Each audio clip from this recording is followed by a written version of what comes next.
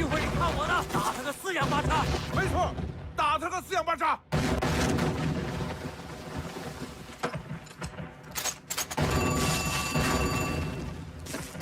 喂，陈树湘。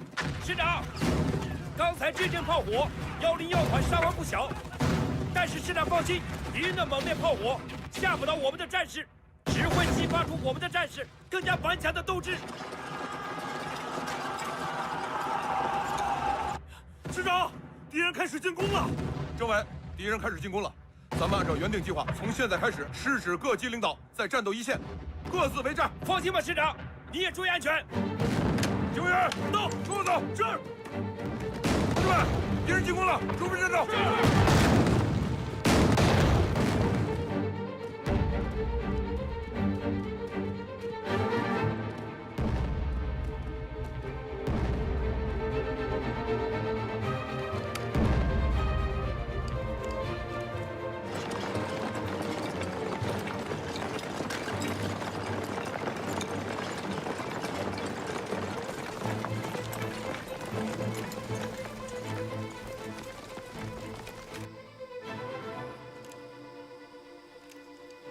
他们阵地上怎么那么安静啊？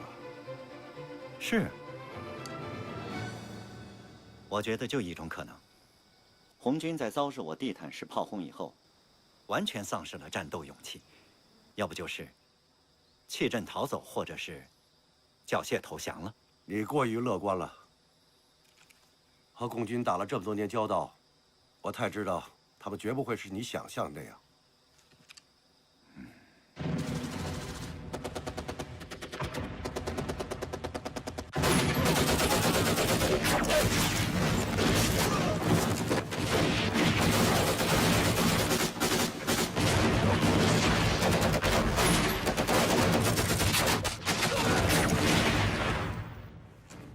这就是党国的精锐之师吗？给李必帆下到死命令，天黑之前要是拿不下阵地，我让他回家和老家去当伙夫。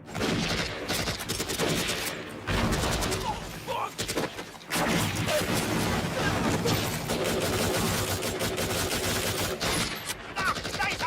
哎呀，别动带了！把自己保护好，怎么做啥没懂的啊？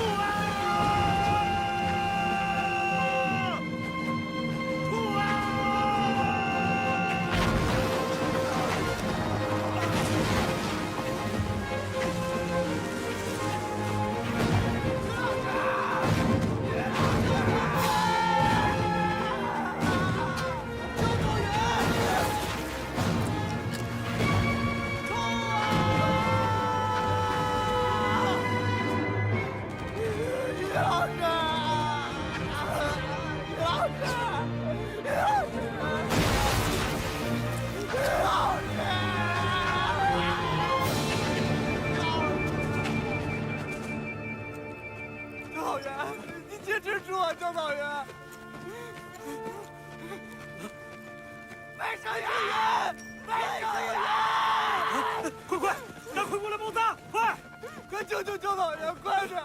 快点，来等着。于老师，于老师，不要管我，先去救其他同志。于老师，你身上全是血，再不包扎你会死的，于老师。受伤的不止我一个，我会死，别人也会死。我不干，不要！你们快点救救于老师啊！快点！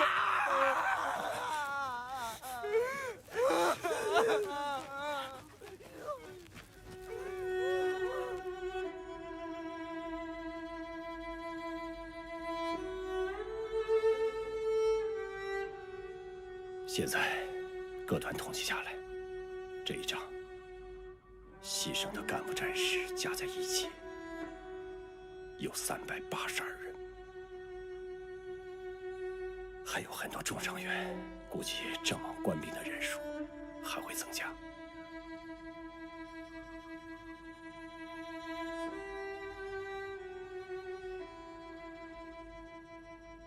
这一仗是咱们红34师离开闽西之后最惨的一仗。是。这27军跟咱们34师实际上死结了。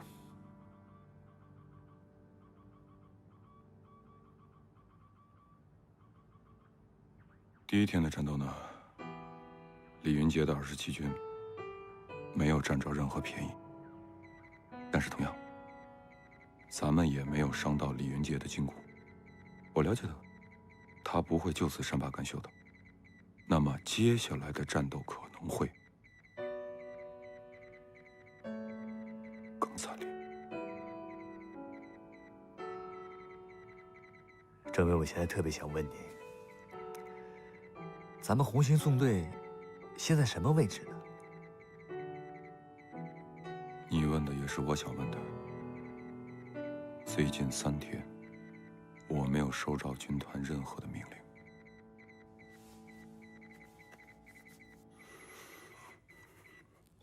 于老师，你还冷吗？舅舅，金香，于老师，要你们为我办一件事。舅舅，舅舅，舅舅，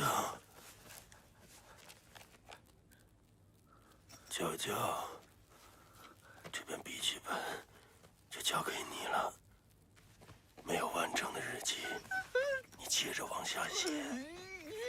于老师，你不要吓昭昭，你不会死的，你不会死的，你不要吓昭昭。老师，你不能死。娇娇，看到你们都已经成为坚强的红军战士，于老师感到欣慰。我也没有想到，于老师，你在课堂上那么和蔼可亲的，你上了战场上却那么英勇，那么血腥。知道是为什么吗？因为我明白，我们是为什么而战。我们的国家已经是千疮百孔，百业凋敝，民不聊生。在我们中华民族最危难的时刻，共产党、红军来了，劳苦大众同命运，共呼吸。自从我加入这个组织，我就认定了这个民众一条心的队伍一定能够取得最后的胜利，因为我们高举的是一面救国救民、为劳苦大众谋福利的正义的旗帜。这面伟大的旗帜必将会插遍我们中华大地美好的河山。娇娇，金香，跟着这个队伍没错的。锦香，我就要去见你二哥了。我会告诉他，你是好养的，你们林家3兄弟为客家人争了光。于老师，老师，于老师。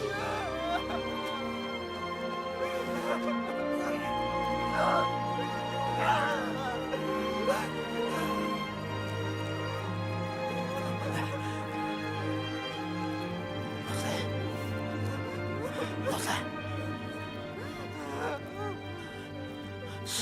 是你大干妈。于老师。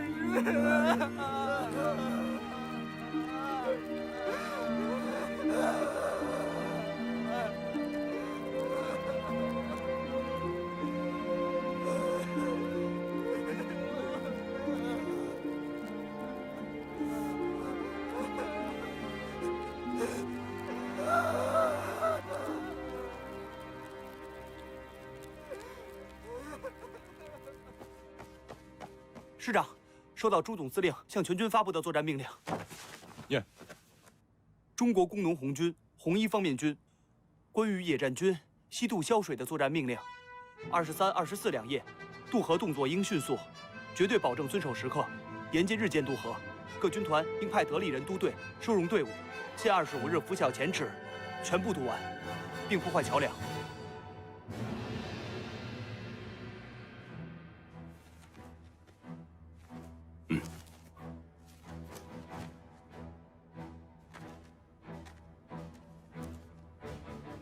大家都听见了吧？25号，25号是渡河最后的期限。红34师作为全军的总后卫，必须坚持到25号拂晓。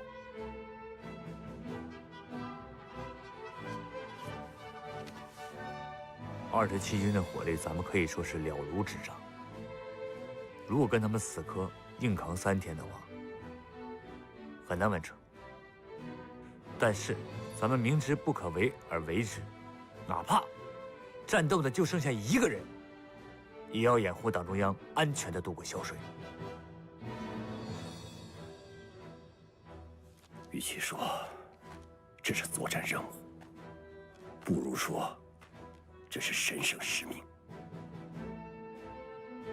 政委说的对，这一战是咱们中国共产党、中国工农红军，乃至于中国革命事业生死存亡的一战。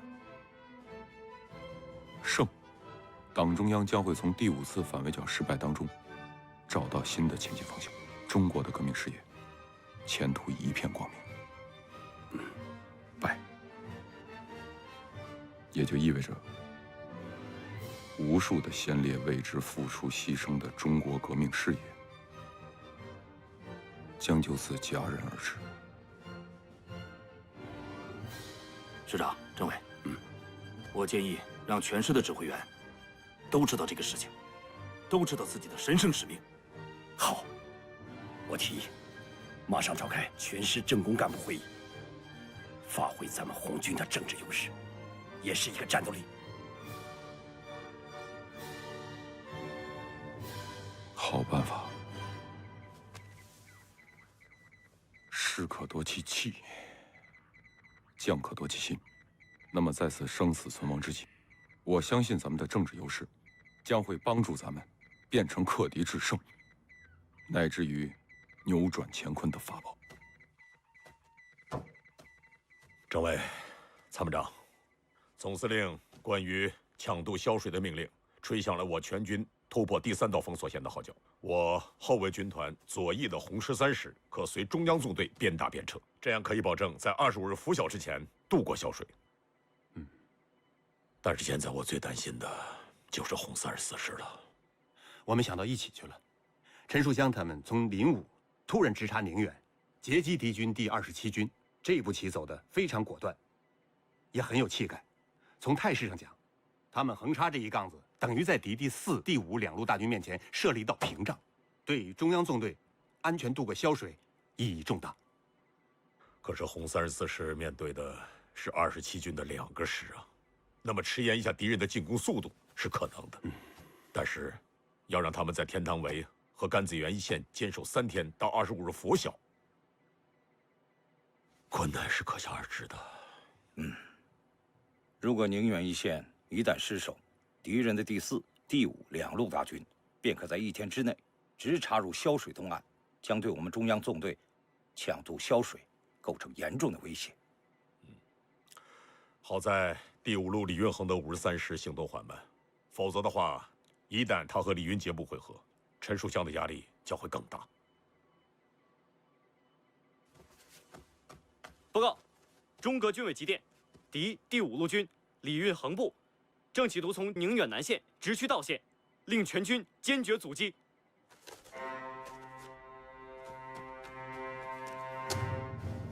真是怕什么来什么呀！哎呀，这个李运衡也不是个软柿子，他知道李云杰部在天堂围一线遭到了阻击，没有选择紧随27军从大路挺进，而是选择了距天堂围5公里的南线推进。这样的目的无非有2个：第一，利用第4路大军在天堂围牵制住红军，那么他就可以长驱直入，直下道县一线抢得头功；第二，万一天堂围的红军分兵阻击，使得红军兵力分散，他们2路大军便可分而击之。这对于李运衡而言，照样是一件顺手牵羊的头功。这个李运衡也是打着双保险的小算盘啊！这样一来，形势就更加危急了。难道我们还能让陈树湘他们从天堂围和甘子园再分兵去阻击李运衡吗？不能再给陈树湘和程翠玲他们增加压力了。我同意军团长的意见，我们的后卫任务还任重而道远，不能一下子拼光了我们的红34师啊！这样，把军团作为预备队的18团和19团拉上去，增援陈树湘。这样一来，军团指挥部就只能唱空城计了。万一……没有万一，现在最大的万一是宁远失守。天堂围是我主力红军突破萧水的最后屏障，一旦被突破，那么23、24日抢渡萧水就会受到严重威胁。尽管力量对比悬殊，但是我相信，陈树湘面对一个27军，完全能够坚持3天。但是如果让他分兵阻击，则是两项不顾，全线难守。我同意军团长的决策，立刻派兵增援陈树湘。同整个中队的安危相比，我们军团的利益算不了什么。你下命令吧。命令18团、19团立即出发，天亮前赶到宁远，坚决阻截住敌5路大军，策应红34师。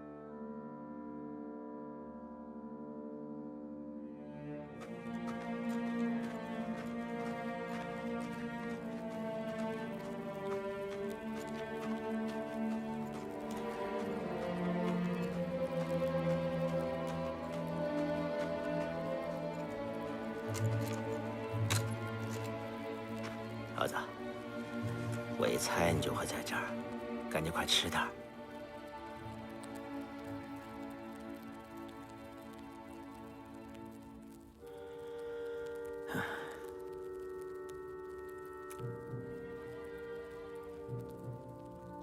李玉老师啊，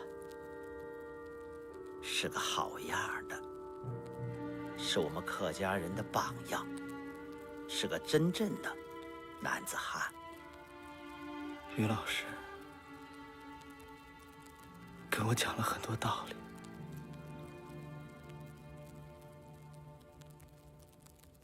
我最爱听于老师跟我讲道理，可是现在再也听不到了。儿子，你听老爸说啊，于老师是个好人，可他平时说的那些个道理，儿子，道理能当饭吃吗？能当衣穿吗？那我们为什么活着呀？这为吃啊，为喝呀，为田为地呀。我们以前有吗？没有。现在呢？有了。啊，儿子。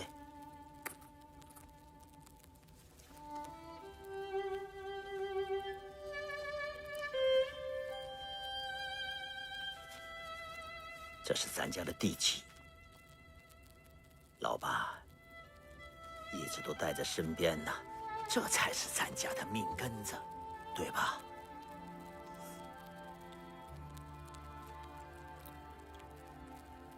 如果没有红军，我们什么也没有。现在是有了，但是如果我们大家都不去保卫苏维埃，到时候反动民团又杀回来，你怀里的这张弃纸就成了一张废纸。我们这些老百姓又只能忍气吞声的受人欺负。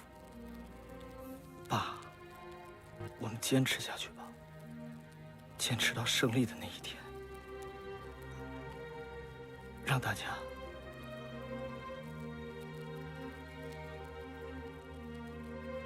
都能过上理想的生活。爸，你知道于老师在日记本上怎么写你的吗？儿子，于老师在那个小本本上还写了老爸了。于老师都写了什么东西？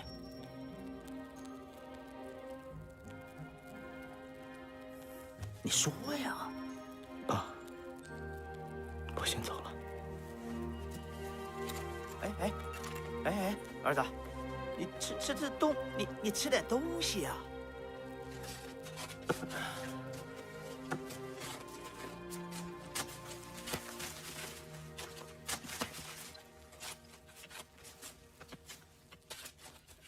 哥，啊，我是看着于老师走的，我心里很难受。这儿，啊，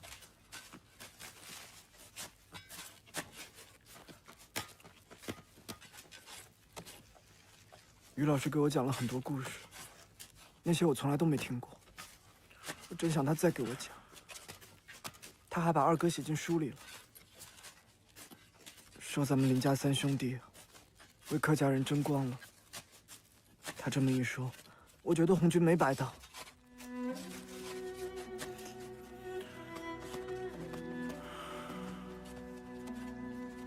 哥，你是不是又在想二哥了？三儿，咱哥仨必须得有一个人活着。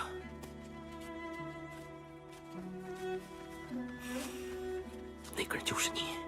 不，大哥，红军一定会取得胜利的。等胜利之后，咱们一起回去，我还等着你，给我娶嫂子呢。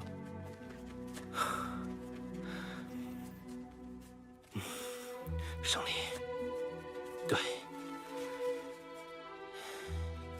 要想胜利，就得多杀白狗子。同志们，朱总司令已经向全军发布了抢渡萧水的作战命令。咱们中央纵队能不能安全地渡过萧水，关乎中国革命的生死存亡。红34师作为全军后卫，要在这个阵地上死守3天，直到党中央安全地渡过萧水。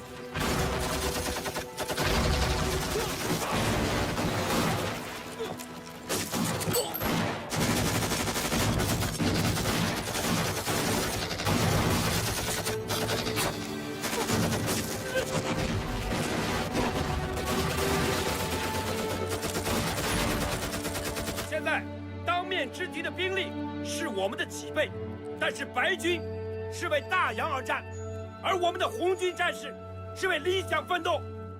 我们一定要牢记在军旗下的誓言：誓死保卫苏维埃，誓死保卫党中央，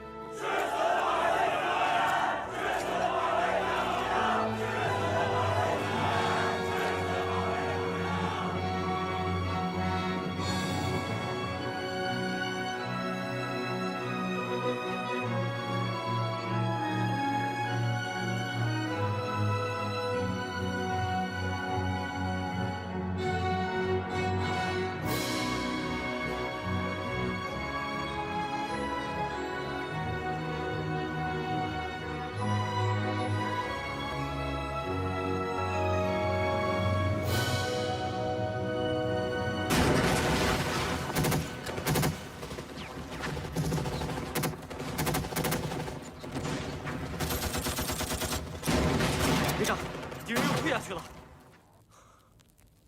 不知道他们什么时候还会进攻。快，补充弹药！是。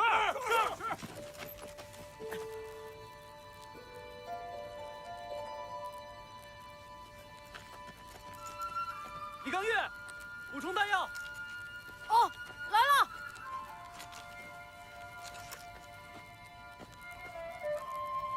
哎，李刚玉，啊，你受伤了？没有啊。你看，那是不是你的血？是，怎么回事？没有。啊？怎么了？怎么回事？没受着。没事，我没事，我没事。没事，我没事，我没受伤。没事，哎，我没事，我真的没事，没有，我没事，没事，我真的没事。伤哪儿了呀？我没事，没流血。没事吧？你没事。你干嘛？怎么打人呢？没事，干嘛？怎么回事呢？对不起，误会。跟我走。哎，你别走了。什么人呢？这是。你们都傻呀，都没看出来。咋了？李刚玉是女的。啊？不会吧？都是好兄弟吧？是好兄弟，我们就要把这个秘密给保守住，不能让别人知道。要是谁把这事泄露出去，那就是王八蛋。对，谁说出去，谁就是王八蛋。你没事吧？白挨了一脚。行了，你慢点儿。你知道什么情况吗？你就打人。那你告诉我什么情况？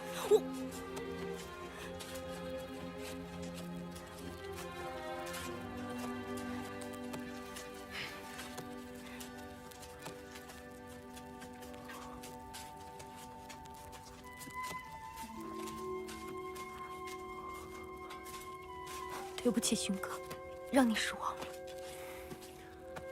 没事啊。等胜利了呀，给哥多生几个就行了，啊。不过哥呀，刚才确实不应该打人。对呀，都是好兄弟，我们应该向他们道歉。好，坐。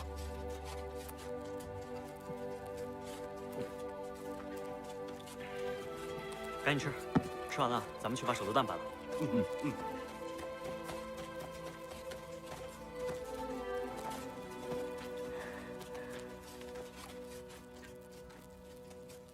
你小子没事吧？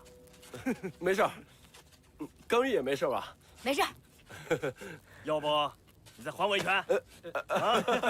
连长，我知道你跟我开玩笑的。就是，你们几个臭小子，都是我兄弟。所以呢，有些事情我也不瞒你们了。其实刚玉啊，他就是我。刚才连长不是让咱们去搬手榴弹吗？对啊。哎，走。几位兄弟，这件事情如果我不告诉你们，我自己都过意不去。其实李刚玉他就是我连长，我们都知道了。李刚玉是我们的好兄弟。对，好兄弟是。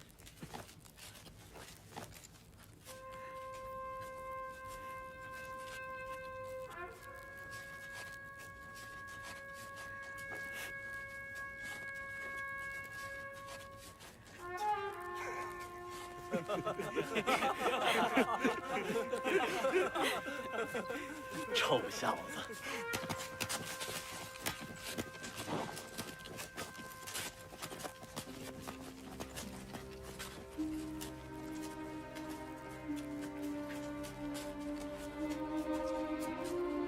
娇娇，这个笔记本就交给你了。我未完成的日记，你要接着往下写。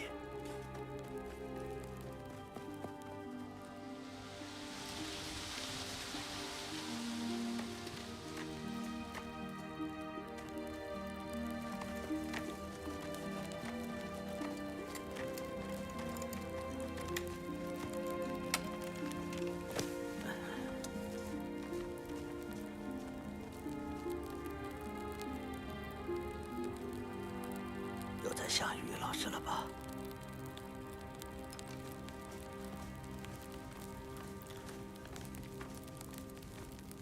知道爸刚才去干什么了吗？你爱去哪儿去哪儿。我去于老师墓前了。你别不信，老爸真是去了。我心里头堵得慌。我悔呀，没能在你于老师活着的时候当面去给他认个错，赔个礼。我认错。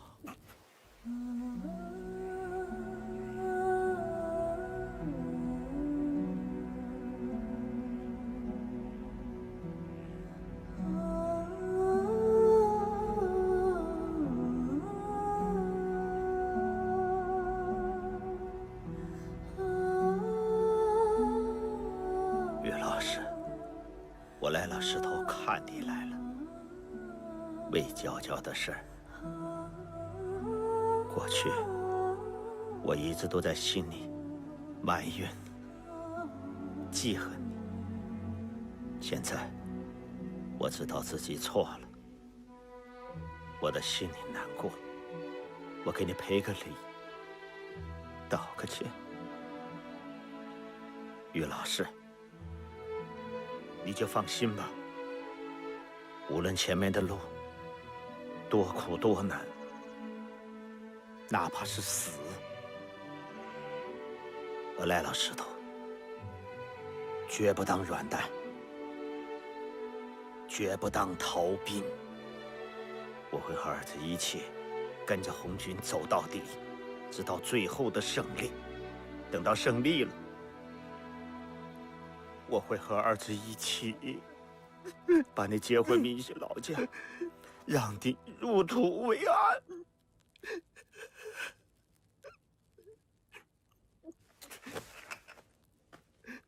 爸，你真的这么说的？老爸真是这么说的。爸，这是我从老家带出来的一壶酒，这么长时间了，多苦多难，多困多怕，我来了石头，别说是一口，就是一滴，我都没舍得动过。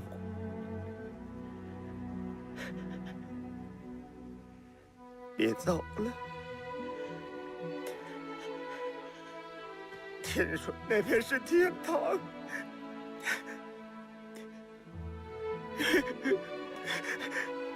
于老师，那边有酒喝吗？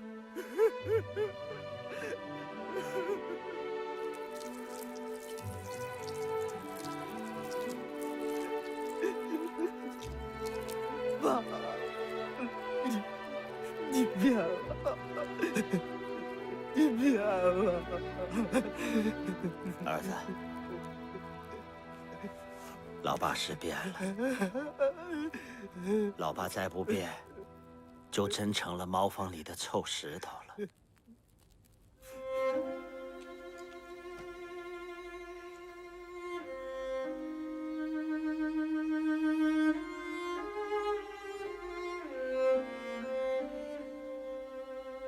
臭小子，你赢了。你把你老爸改变了啊！我这心里头啊，就一个愿望，希望将来打仗的时候，子弹能长眼，冲着你老爸来，啊！不要，别伤着我儿子。这样的话，等到生你的那一天，你啊，回到老家，开荒种地，啊，娶老婆生儿子。老爸就是死，也能瞑目了。我不要，我不要，我不能没有爸爸。爸爸，你要一直活下去，你要一直陪着我，等我们胜利的那一天，我们要过上理想的生活。好，儿子，你真长大了。爸，你知道于老师在笔记本上怎么写你的吗？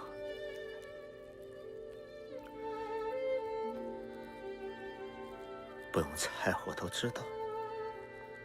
他一定把你老爸写成那席台子上鼻子上画了一点白的小丑了。他说你父亲是个伟大的父亲，还是个英雄的红军战士。于老师真是这么写的。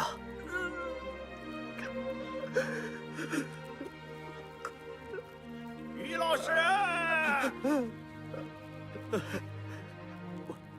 我来了，石头，真想再给你磕3个头。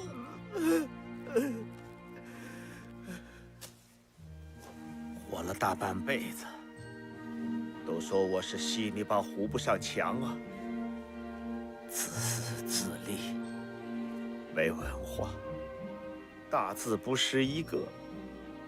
就像我这样的人，你还把我跟英雄扯上，我不配，不配。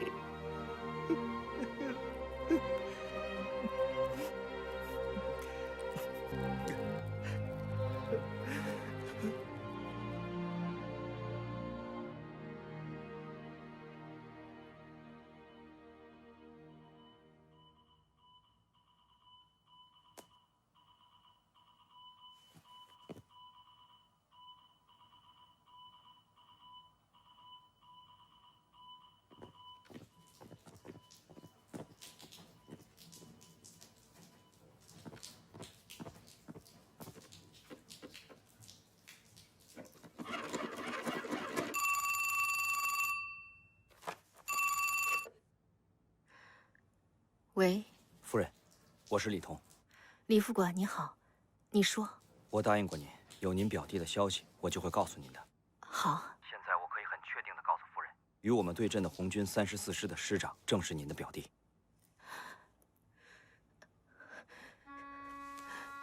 这怎么可能呢？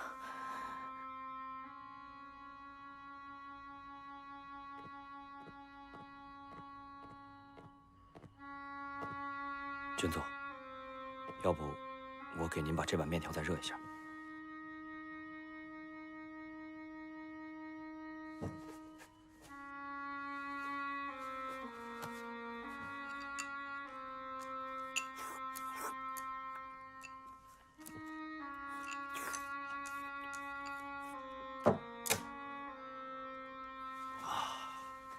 士可夺其器，将可夺其心。我不能让一个走上歧途的陈树湘夺走了心智啊！哈哈，这碗面条很可口。李彤，吩咐伙房，明天还给我做这个。好，我知道了。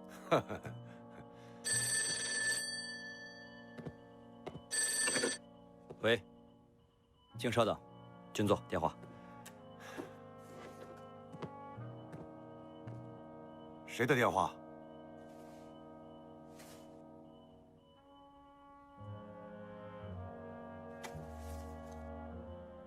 喂，我是李云。林姐。夫人，这你怎么会？啊，是这样啊，我一点都不想干涉你的军务。可是你知道，树湘和我亲如同胞，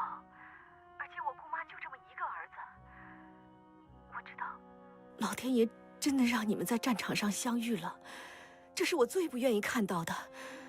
所以，我想求求你，无论是看在我，还是看在父亲的面子上，你的云杰，云杰。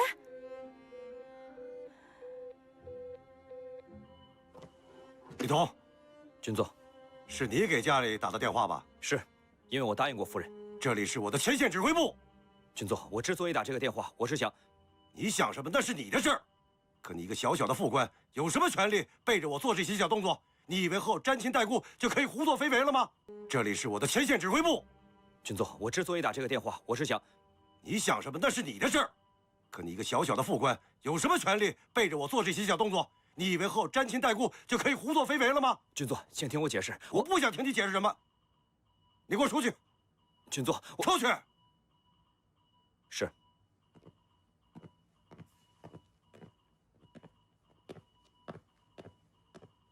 军座，这到底怎么了？先记下这笔账，慢慢的再和他算。报告。进来。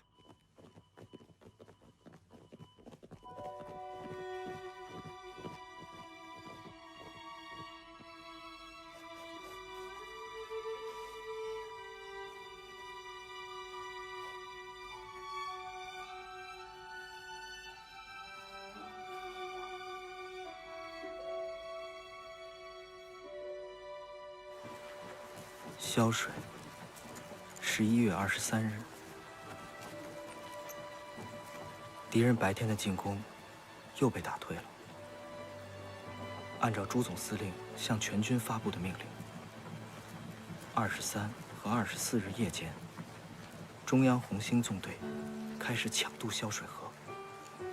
我们34师的任务就是阻击李云杰的湘军和李运衡的中央军于甘子园和天堂围一线，确保中央纵队25日拂晓前安全渡过萧水。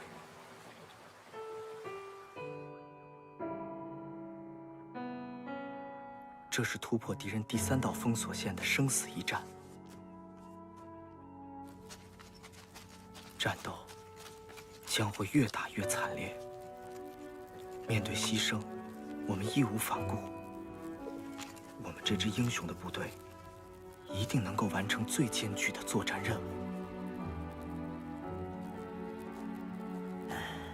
我们赖家终于出了一个识文断字的了。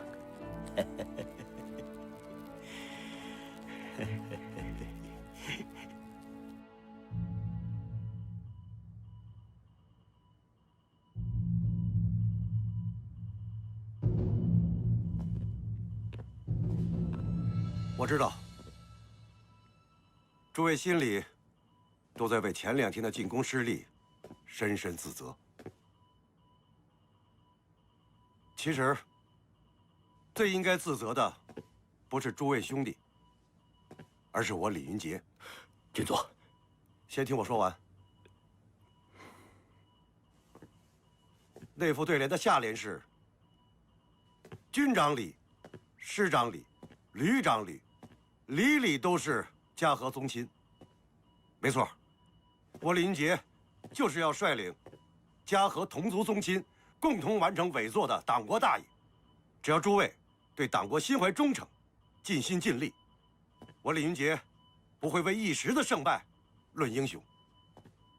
如果党国需要有人为之前的战场失利负责，那么应该承担责任的就是我这个主帅。但我不想看到我李家军的诸位宗亲兄弟都这么一个个的低着头自责、萎靡不振的样子。古人说：“士可夺其气，将可夺其心。”一支军队，无论是什么时候，气可鼓，而不可泄。诸位都要振作起精神，昂起头来，去迎接明天的胜利。军座，您这样说，让属下无地自容。我向您保证，明天攻不下天堂围，我李必帆提头来见。军座，明日之战不成功，便成仁。很好，这才是我李家军将领的担当和党国军人的风采。可我希望各位师长、团长都要全面了解当前的作战态势，才知道我部的战绩对党国大业意味着什么。一个军人必须要明白自己在为什么而战，才能戮力向前。师长，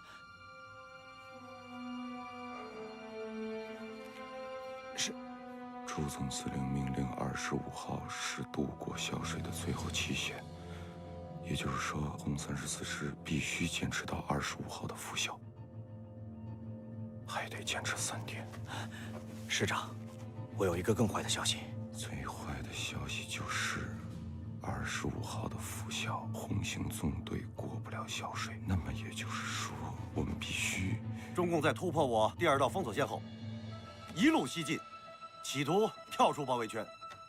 而我第1路追剿大军刘建绪辖第16师、62师、63师、19师，共4个师，加上2个补充旅和14个保安团，已经南下到达了萧水和湘江之间，进入了从北面进攻的站位，等待中共自投罗网。第2路大军中央军薛岳辖59师、90师、92师、93师，共4个师，已经兵抵了湘军刘建绪部侧后方，由茶陵、衡阳前进至零陵一线，完全切断了中共主力兵败后可能溃散至湘西与贺龙、萧克部会师的路线。而第3路大军中央军周辉元辖第5师、13师、96师、99师，也在中共的左翼衔尾追击，形成了对中共主力前后夹击的态势。诸位看看，伪作撒下的这张天网，是自1930年12月以来5次剿共的辉煌收官。作为党国的精锐之师，我27军绝不能缺席这场饕餮盛宴，否则我李云珏和诸位宗亲兄弟都将会遗憾终身。如果我第4路追剿大军能够如期地赶到道线，对中共核心纵队左翼发起侧击和尾击，那么中共面临的就不仅仅是前后夹击，而是4面围堵了。我军必能够将中共全歼在萧河以东。可是，甚为遗憾的是，委座寄予厚望的第4路追剿大军，却被一支名不见经传的红军第34师挡在宁远3天了。师长，至少坚持这个情报很重要，还得3天。那……哦，什么事？你说。据侦察报告，又发现一支国民党部队正在向宁远扑来。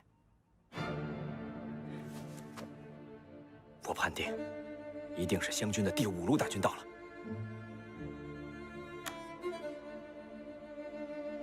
通讯员到，去把政委请来。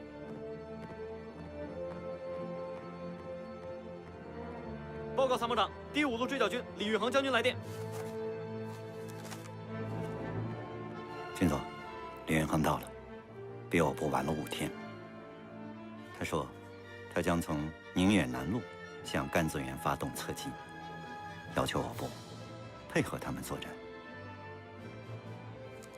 这口气也太大了，他这是岂有此理！就是嘛，他打他的，我们打我们的，我看完全没有必要理他。诸位兄弟，我们是党国军队，是为党国尽忠，而不是为李运衡卖命。值此大战之际，作为党国军人，都要以大局为重。更何况，李运衡来得早不如来得巧啊！他在电报中称，走南线，向甘子园发起侧击，的确是解我困局的一招妙棋啊！给李运衡将军复电。是。你确定敌53师走了南线了吗？我确定。该部到达宁远城东后，突然改变了方向，向南迂回运动。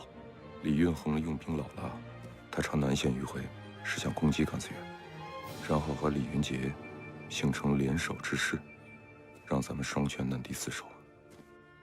甘子元只有101团一个团的兵力，如果遭到第53师的侧击，后果将不堪设想了。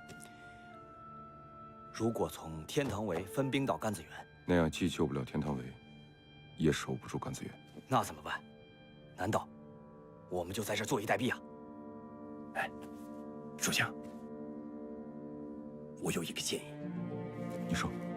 以退为进。愿闻其详。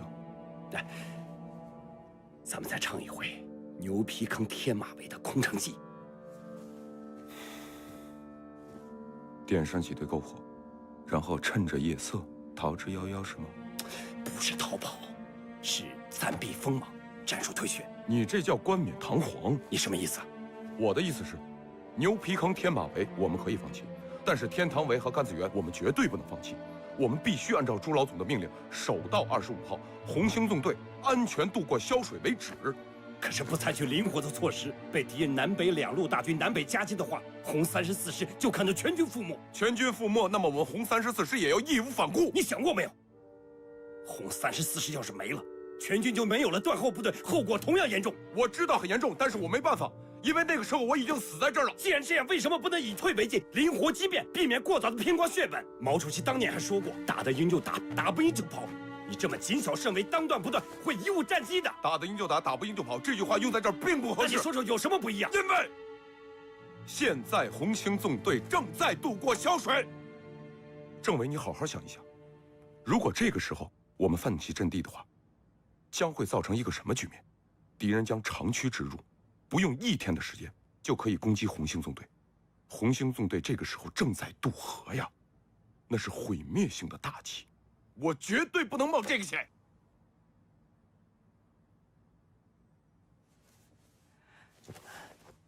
是啊，政委，都冷静一下。对不起，对不起，属相，我刚才不该大吼大叫，但我心里急呀。应该说对不起的是我。政委，我也是心急如焚。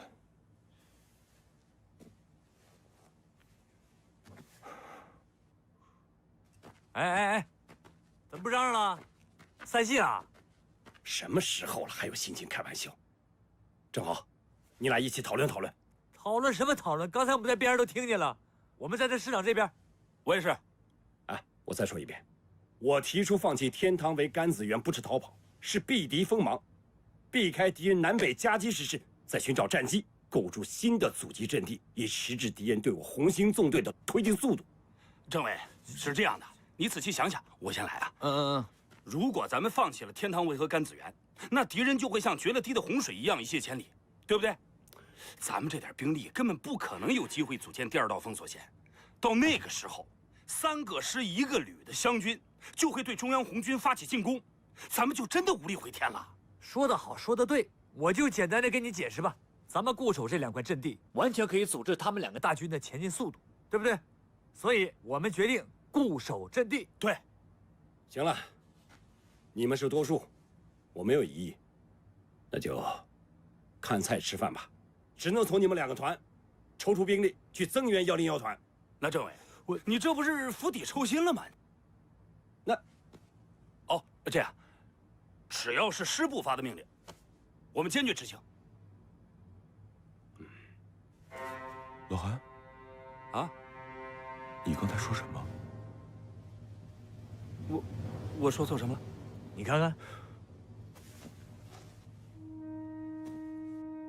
你说釜底抽薪了是吗？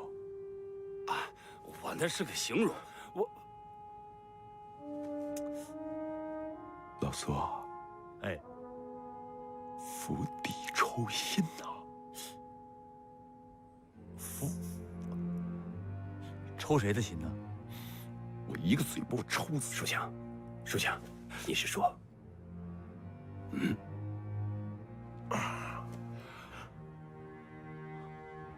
这能行吗？赌一把。哎，哪几个字儿这是？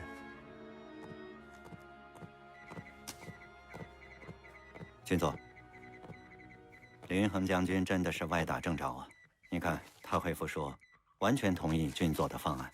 明天早上9点半，由南向北向甘子园发起炮击，10点整部队全线进攻。好，好啊！但愿明日5时前能够突破共军之防线。我部急速推进，一定能够赶上这场必将载入中国史册的大决战。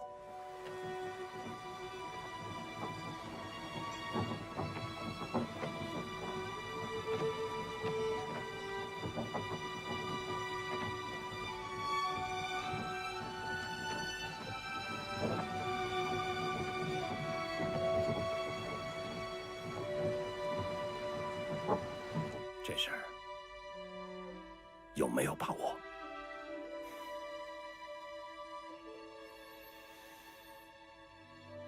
没有10分的把握，只能说赌一把。你可不是赌徒啊！我也是人，是人，就会有被逼急了的时候。万一失算，后果非常严重。放心吧，政委，再严重，也不会比现在更严重。剑走偏锋，赌把运气吧。我走了。等等，你去哪儿？我去甘子园，101团一个团挡住一个整编师，压力可想而知。我跟蔡成下命令了，让他在没有援军的情况下，必须坚持到天堂围战局发生逆转。要是甘子园有任何纰漏，咱们这场赌局就败定了。我去给他打个下手。陈树祥同志，我以红34师党委书记的名义，命令你留下来。你想干什么？你是师长，你的岗位应该在这儿。政委，我跟你说过了，甘子园对于咱们意义重大，事关更重大的是全军护卫。我去甘子园。你可是政委啊！我又不是吃素的。来，把你的枪借我试一试。政委，我知道你平时爱不释手的，没好意思问你借过。别舍不得，我用完了就还你。真是好枪啊！啊，我走了。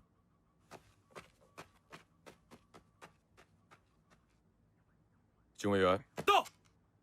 从现在开始24小时保护政委，要是他有什么纰漏的话，我要你的脑袋，听见没有？是。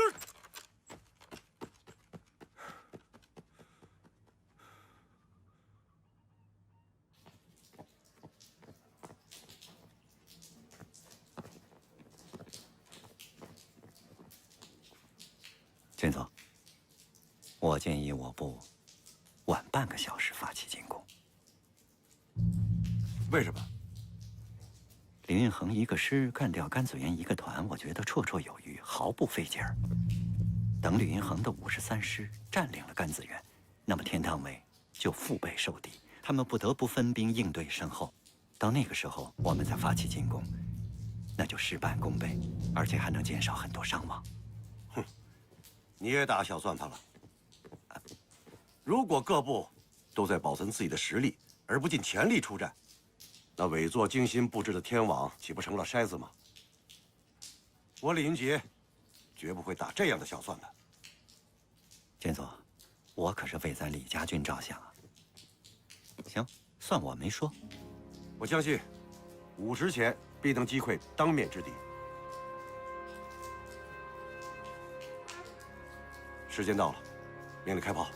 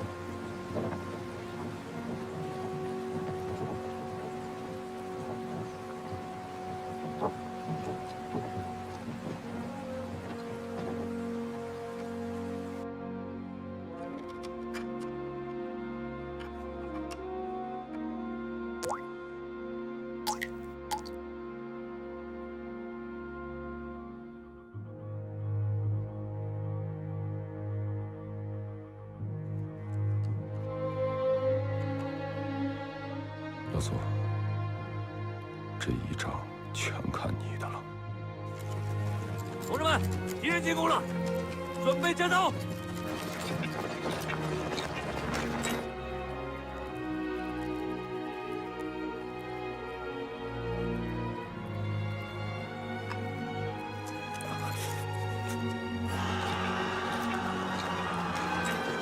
战斗！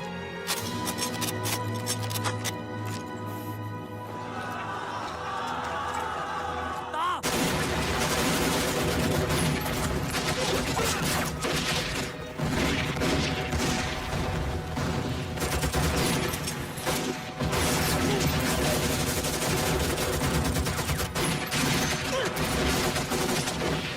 好的，我知道了。报告，参谋长，电报。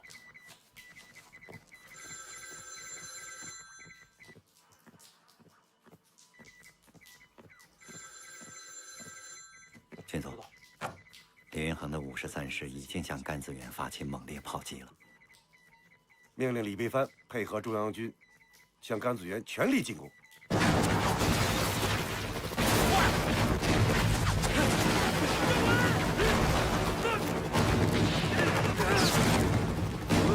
政委，没事吧？你没事吧？没事。谁让你来的？政委不行，我下了次命令，一步不能离开政委。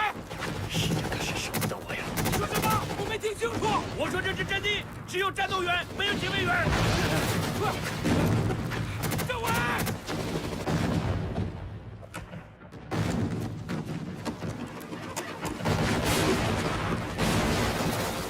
喂，师长，敌人进攻非常猛烈，但是我向你保证，102团一定会战斗到最后一个人。参谋长，弹药没了，子弹不够了，怎么办？我去补给。好，师长电话。好。书强，我是翠玲啊，敌人的兵力是我们的3到4倍，力量太过悬殊。啊，但你放心，人在阵地在。我想问你一下，你那个釜底抽薪的计划是？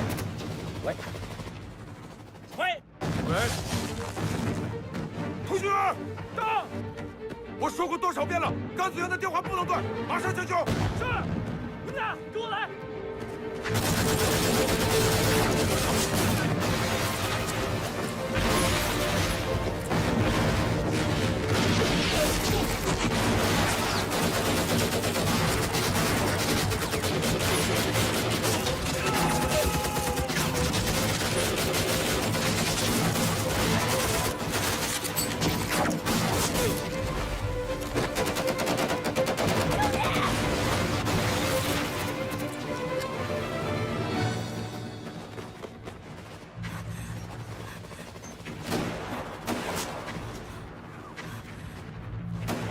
兄弟，你怎么了，兄弟？兄弟，我怎么就想你是嫂子？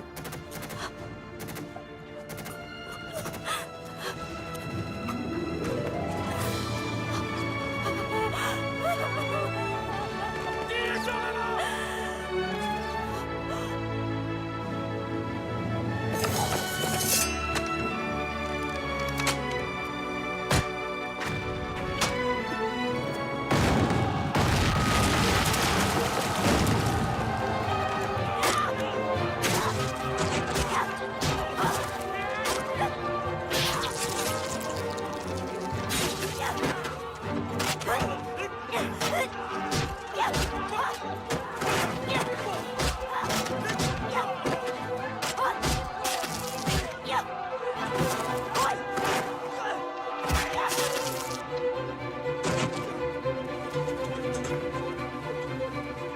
师长，电话修好了。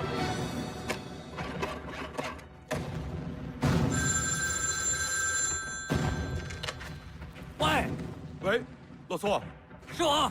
我可把所有宝都压在你身上了，千万别让我失望。保证完成任务。请，政委，阵地就交给你了。放心吧，只要我还活着，就丢不了。接走人，走。是。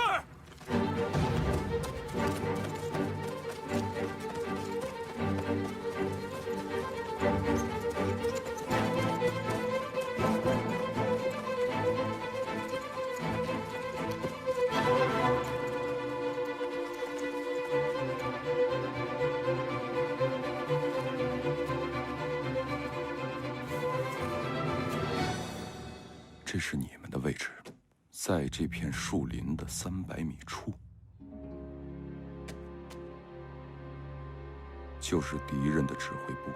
我派一个尖刀队伍，把敌人的指挥部给他拿下。哦，这就是你刚才说那个釜底抽薪。釜底抽薪，明白了。这边，走。但是敌人指挥部的警卫力量一定不足。如果我们派去太多的兵力去偷袭，我们这边的阵地恐怕不保。但如果我们派的人不够，恐怕要自投虎口，反而陷于被动。出击的时机非常重要，在明天战斗进入到焦灼之际，就是我们出击之时。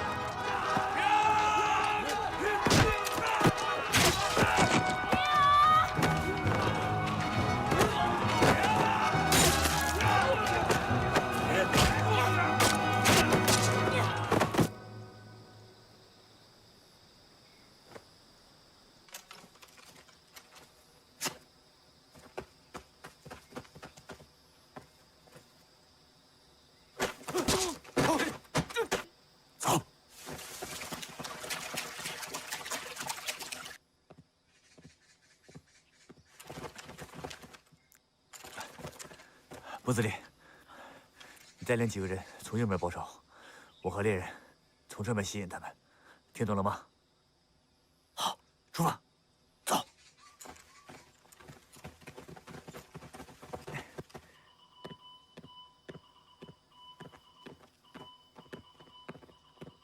军座，这次各师组织的督战队阵前督战效果明显，部队再也没有出现遇到抵抗就溃逃的现象。一支必须有督战队逼着冲锋的军队，和一支无需督战队，也不会有一个人退却的军队，谁能赢？那是，只要李云衡拿下了甘子园，天堂卫必然全线崩溃。我们不能把胜利的希望寄托在友军身上，把预备队全部拉上去，5时前一定要拿下天堂卫。快，跟上！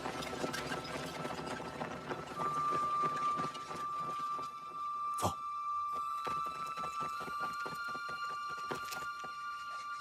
走。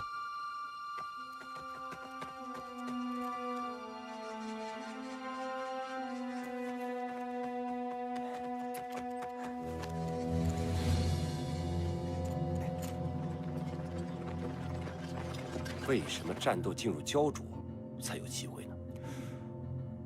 李云杰这个人，我非常了解。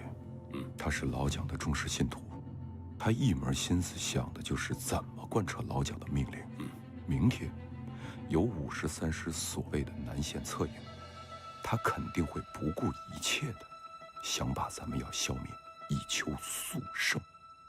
我们呢，只需要慢慢的消磨他的耐心，他就会耐不住性子，他就会把所有的兵力都投入战斗。在这个时候，老苏指挥部将会是他最脆弱的地方。咱们的尖刀队伍到那儿最多半个小时，不能给他一招之敌，也吓他个半死。这陈书记说的还真对，李云杰把预备队都派上前线了。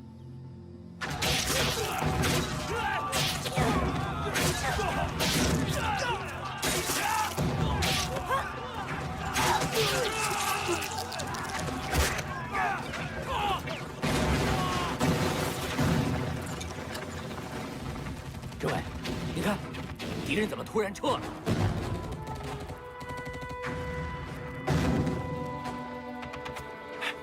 我们的援军来了！啊！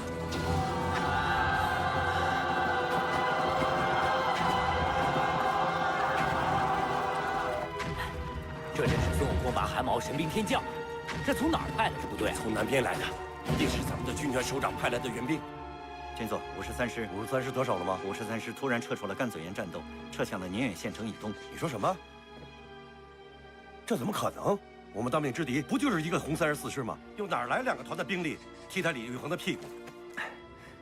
猎人，到你了。一定是李玉衡为了保存实力，消极避战，乱找借口。军座，据我们侦查，左翼的确发现了大股的红军部队向北移动，53师估计就是遇到了这股部队。这几年剿共之战，让我们吃尽了中共游击战的苦头。若再重蹈覆辙，党国大业再次功亏一篑。命令部队必须戮力一战，没有53师的策应，今天也要拿下天堂围。报告军座，保护军座。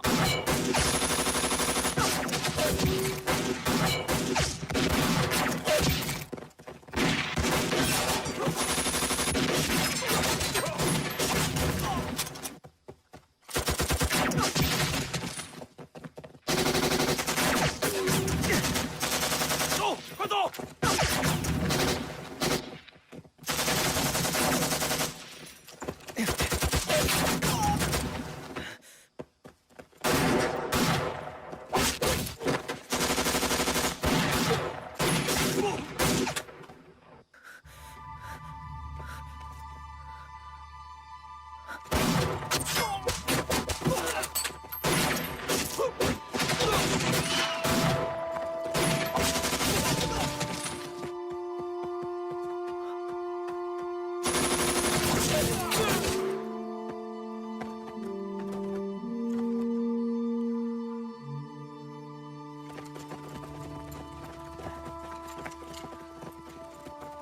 人呢？团长，李云杰跑了。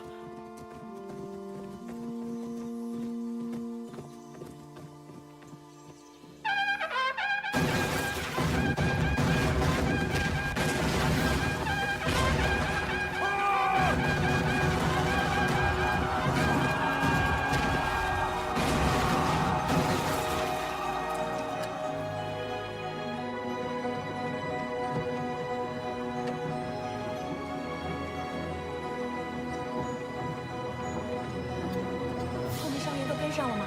都跟上了。开重伤员的都小心点啊！来，快让一下，后面的跟上。师长，快来！军团电报。师长，你看。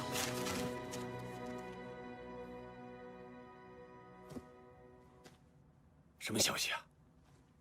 你想憋死我们呀？好消息、坏消息，你倒是说呀！师长，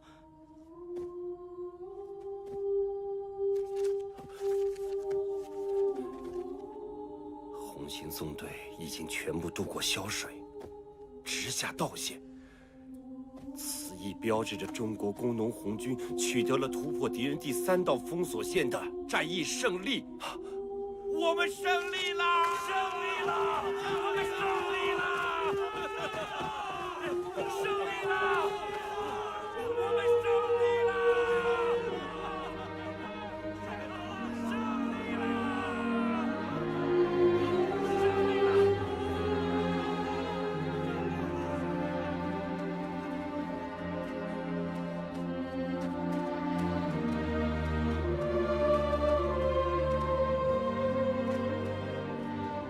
赤橙、黄绿、青、蓝、紫，谁持彩练当空？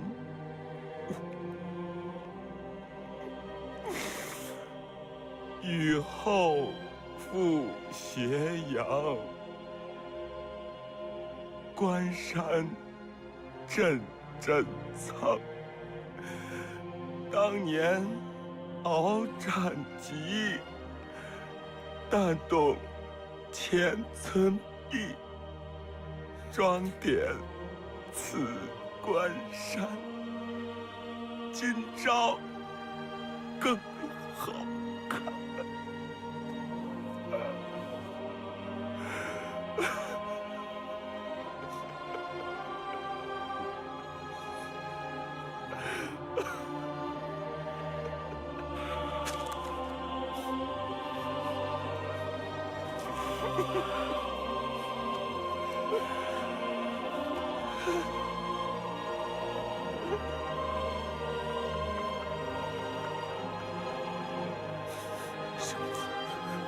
胜利，我们胜利了！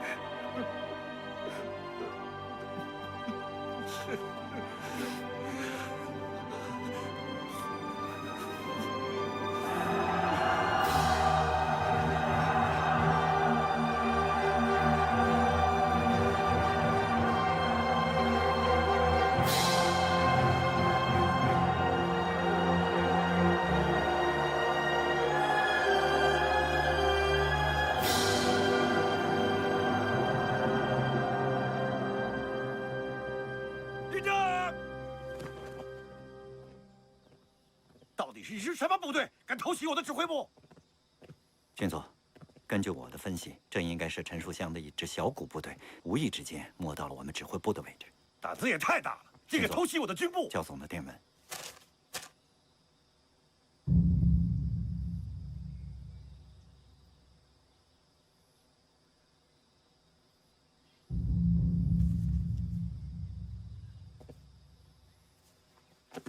军佐，我觉得这次中共主力突破第3道封锁线，这应该是绝对不可能。但这的确是事实。原来陈树湘不要命的把我第4、第5两路大军挡在了天堂围甘子园一线，就是为了要掩护中共首脑机关暗渡萧水。如果第4、第5两路大军能够及时推进的话，中共首脑机关还能过得了萧水吗？陈树湘的目的达到了，他赢了，他胜利了，而我李云杰呢？辜负了委座，愧对党国。作为一个军人，我还有何颜面立身朝阙？祈求老天，再多给我一次将功补过的机会吧。军佐，焦总又来电了。念，对我做出什么处置都不为过，大声的念。军佐过虑了。红军能够突破我第3道封锁线，不仅仅是我27军作战不力。如果上峰怪罪的话，恐怕各路大军都有责任。何总司令这份电文没有指责谁，而是依据委座的严令，对各路大军重新做出了部署，准备与中共做最后的决战。地图，我们的先头部队红1军团和红3军团23日拿下道县以后，这给我们的中央红军渡过萧水提供了一个有力的支点。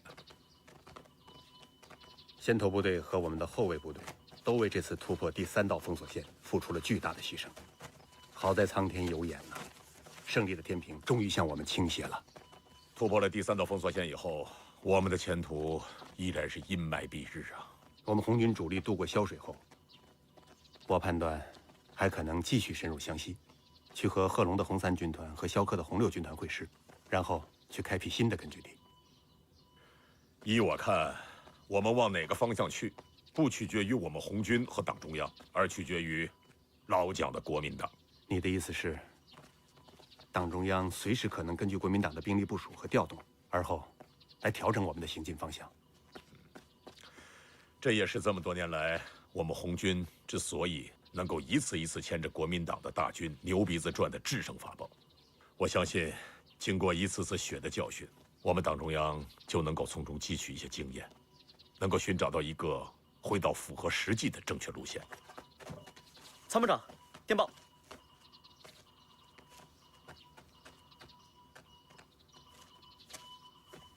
军团长、政委，国民党焦总司令何健刚刚发给国民党各路大军的最新兵力部署计划，就被我中央情报部门全文截获，破译并转发到各大军团。这是刚刚发来的电报，国民党最新的兵力部署一目了然。鉴于中共已突破我第3道封锁线，按委座军旨，各路追剿大军做如下部署：第1路追剿大军刘建绪部第16师、62师、63师、19师共4个师，加上2个补充旅，以及14个保安团，即日南下黄沙河，限24小时，务必占领泉州，构筑第4道封锁线，严防中共越过湘江。第2路追剿大军中央军薛岳部第59师、第90师、92师、93师共4个师的兵力，加上2个旅，限24小时，从茶陵、吉区、零陵一线构筑工事，以防中共窜入湘西，与贺龙萧克部会师而做大湘西。如果中共放弃入湘西，薛岳所部立刻南进，形成对第1路大军的有力支持。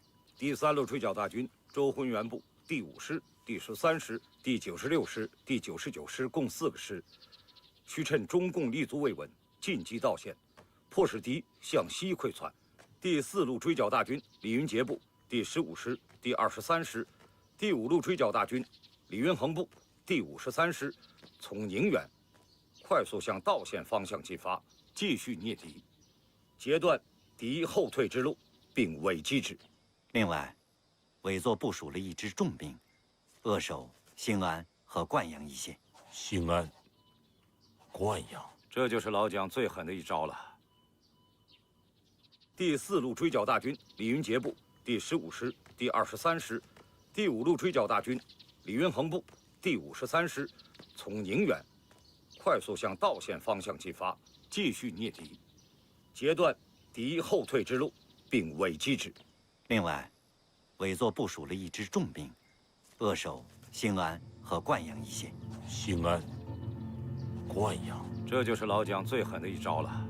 他命令广西军阀李宗仁、白崇禧在兴安和灌阳布下重兵。这样一来，李宗仁和白崇禧的桂军就和泉州的刘建绪的湘军形成犄角之势，遏制住了我通往湘江的咽喉要道。从敌人的兵力部署来看，国民党军的战略意图已经非常明确了，他们就是要调动湘桂中央军和地方民团的45万人，从南、北到东这3个方向对我们进行合围。看来蒋介石已经在湘江东岸拉开了和我们决战的架势。我中央红军5个野战军团，外加中央2个纵队，总共8万人上下。现在敌我形成的态势是5比1，这中间我们还有1万多的文职人员和民工挑夫。如果党中央真的决定渡湘江的话，那么从道县到湘江这160公里的重兵地带就会群狼环伺。中央红军一旦入河，那将是万劫不复啊！东面有我中央军和湘军的6个师，北面有中央军5个师，西北面有湘军4个师，正西面更有桂军5个师，还有南面的4个师和粤军。这才叫铜墙铁壁呀！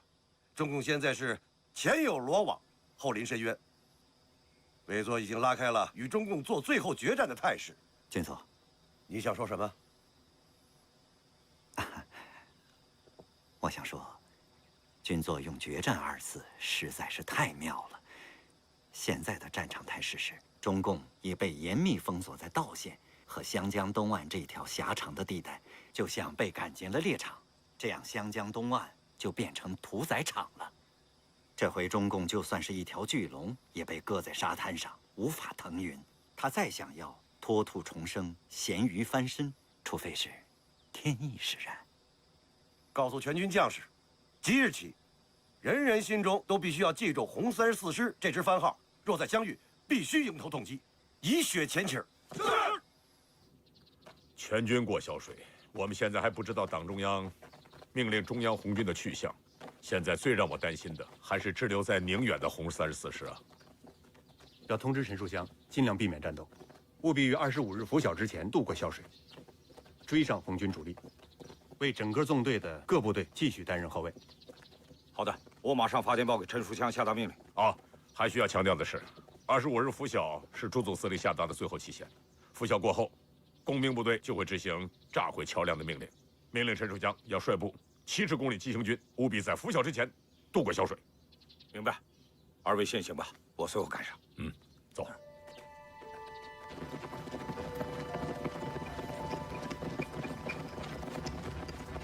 朱总司令电文，务必在25日拂晓前全部渡过萧水。时间一到，工兵部队就会炸毁桥梁。这70公里的长途行军，咱们得分秒必争啊！放心吧，我的大政委，你忘了，咱们有过从临武到宁远1夜80公里急行军的经验，距离拂晓还有10几个小时，70公里不在话下。可我有个担心。什么？别忘了咱们身后还有个李云杰，他们有车轮子，在大马路上撵着咱们，要是撵上可就麻烦了。放心吧，我的大政委。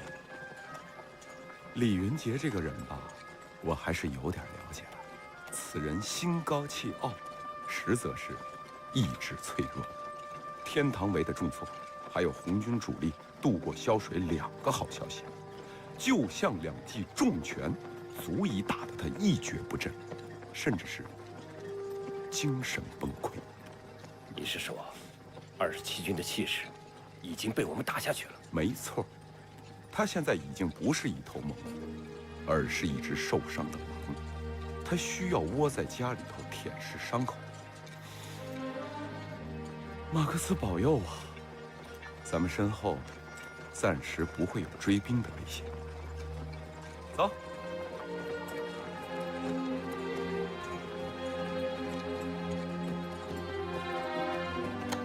同志们，加把劲儿，加把劲儿，走啊！但愿如你所愿吧。快点，快点，跟上！快点啊！快点！冲你！抽死你！快点！告诉你们，慢了老子抽你们啊！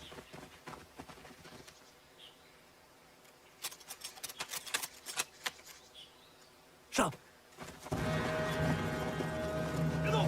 别动！别动！别动！往这方向！别动！别动！方向！蹲下！别动！别动！蹲下！你们谁是头？我是。这带都什么东西啊？打开看看。站起来。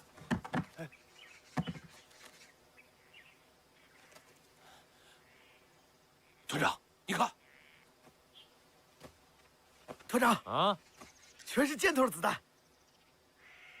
嘿，该找咱们102团发财啊！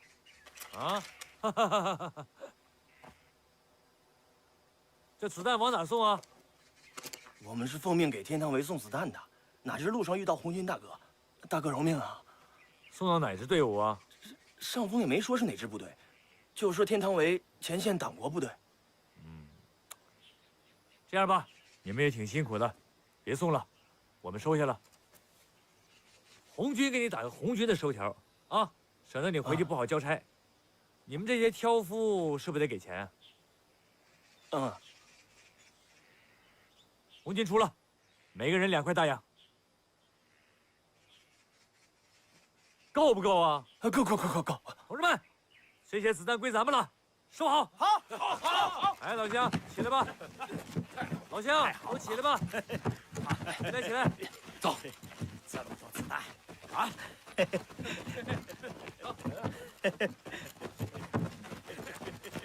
好。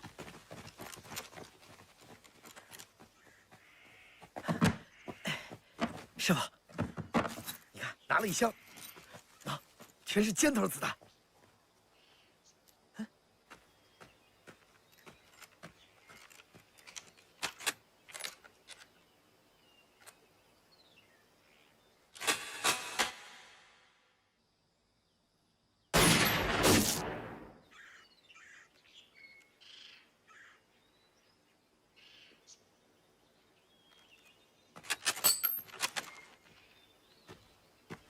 啊，师傅，红军是老百姓的队伍，哎，你叫什么？你给国军送子弹，那就说明你跟老百姓在作对，这样对你自己也没好处，对不对？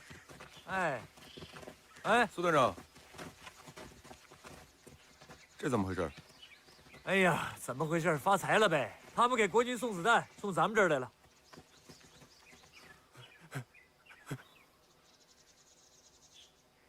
你们从哪儿过来的？上峰就给了我一张图，命令我们将这些弹药送到天堂围。不知道路上就碰到溃军了。图呢？这儿呢。萧水。萧水到天堂围这有大路啊，为什么不走大路走小路？这不是为了早一点能到，挑夫们也能早点拿到钱，早一天回家，就抄了个近路。小路比大路近吗？那可不是近3里5里的，至少要近上半天的路程。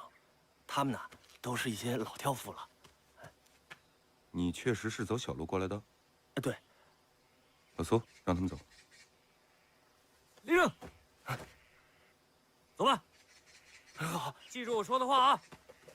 走，快走！政委，你看看，你说是不是天助我也？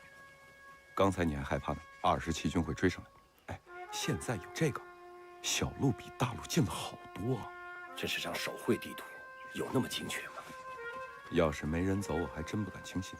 刚才你也看见了，他们走的就是小路，而且他们说了，提早了大半天的路程，而且按照他们的速度，不止20公里。你要这么一说，也不是没有道理啊。行，你决定了。山路确实难走，但是对于咱们这帮脚板功夫过硬的，那就不在话下。走山路呢，第一，我们可以按照朱总司令的命令，拂晓之前到达萧水；第二，如果27军追来，我们也可以摆脱他的纠缠。啊，咱就这么定了。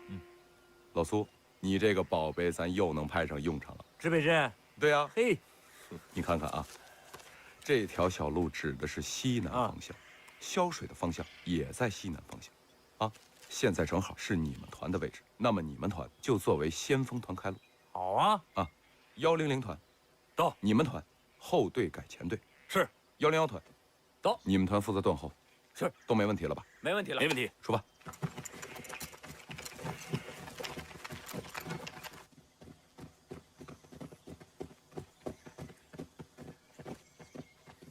军座，卑职正在率领部队追击共军34师，一雪前至。之前我并没有把红34师放在眼里，经过天堂围一战，我才知道他是中共的断后部队，所以我现在要改变战术，把消灭这支部队当做当前的主要目标。军座真的是既有深谋又有远虑，现在整个战线都往西移，委座在西面的方向布置下重兵进行拦截。只要我们消灭了中共身后的屏障，那么整个中共首脑机关就会完全暴露在我第3、第4、第5路大军的炮眼之下。只要当面一击，就能把敌人全部消灭。卑职明白，卑职一定聂尾追上，绝不让共军过了萧水。几天前，我们输掉了80公里，教训惨痛啊！靠2条腿，恐怕连红34师的屁都追不上了。我把全军大部分军车都调上来，归你指挥，让你的部队都上卡车先行聂共。只要你能够先把他缠住，大部队随后跟上。我要让你的汽车轮子碾碎穿草鞋的红34师。卑职一定不辱使命。全师都有，上车。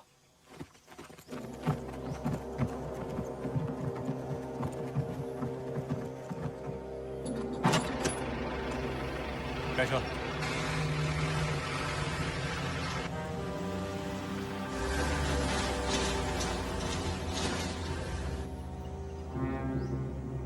云姐，我就是不想看见你和我表弟在战场上相遇。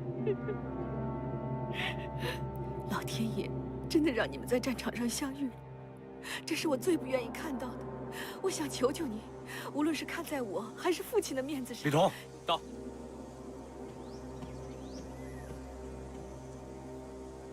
方便的时候，给家里打个电话吧。是。请军座示下，我该对夫人说些什么？是啊，该说些什么呢？你就说，老天作弄，人奈天何。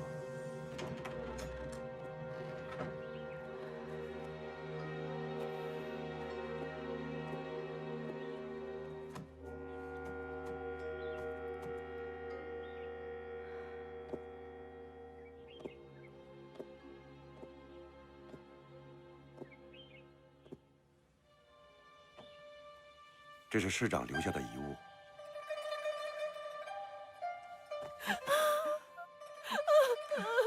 把小姐送到女中上学，是恩师临终前给我的最后嘱托。我向恩师保证过，一定要照办的。那是你的事。可是我一天也不想离开我姑妈和表弟。如果小姐执意不走，会让云杰负罪终身。知道了。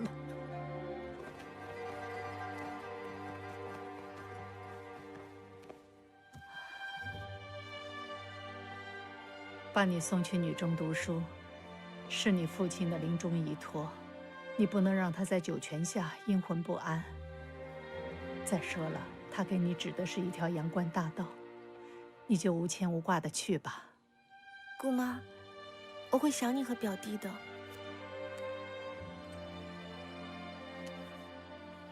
想姑妈想表弟的时候，随时都可以回来。表姐，表姐，表姐！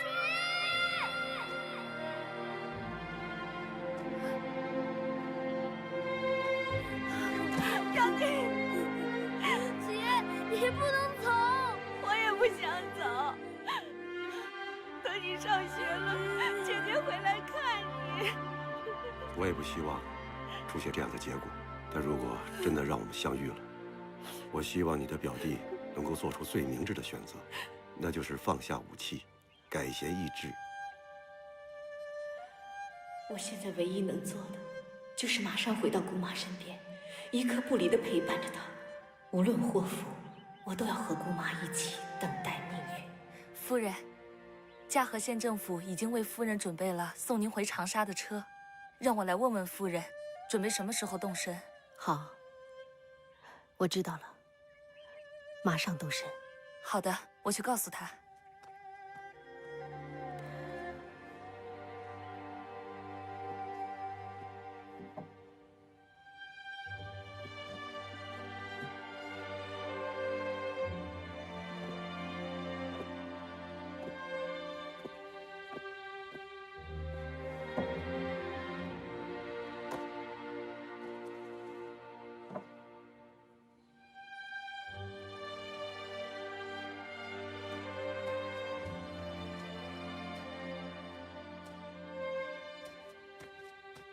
爸，这是什么呀？盒子好漂亮。这是你妈妈留下的，这里面有什么秘密吗？这里面的东西很重要。我能看看吗？好啊，那就让我的宝贝女儿看看。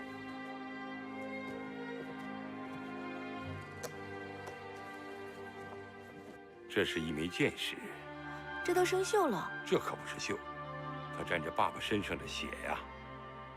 当时爸爸参加革命，攻打清政府，清兵射在爸爸胸口的箭，清兵太坏了，所以啊，爸爸才起来革命啊。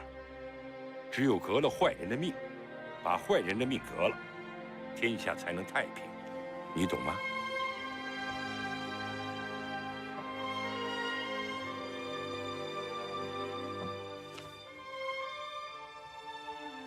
父亲的亲笔。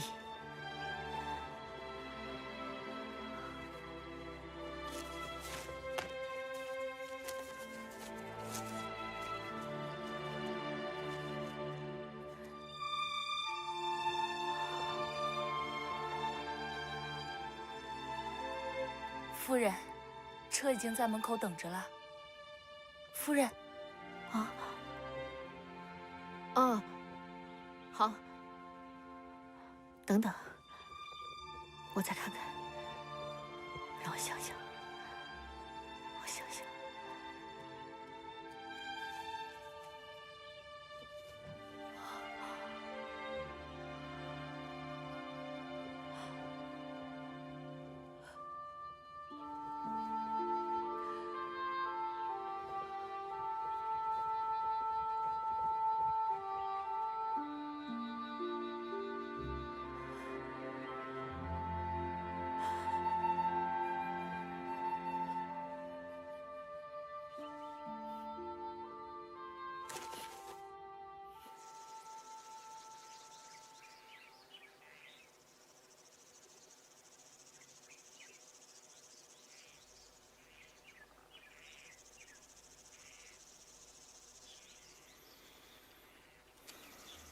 27军果然没追上来。李云杰呀，李云杰，你真是没得到我老舅的真传呐！嗯，你老舅？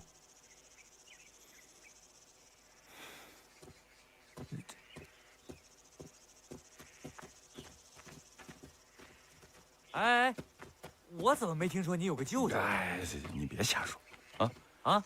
对了，告诉你啊，你可别松懈。虽然现在咱们走的是近路，但是也得提快一点行军速度，早日渡过萧水，追上党中央。我这颗心啊，早就随着党中央飘过萧水了。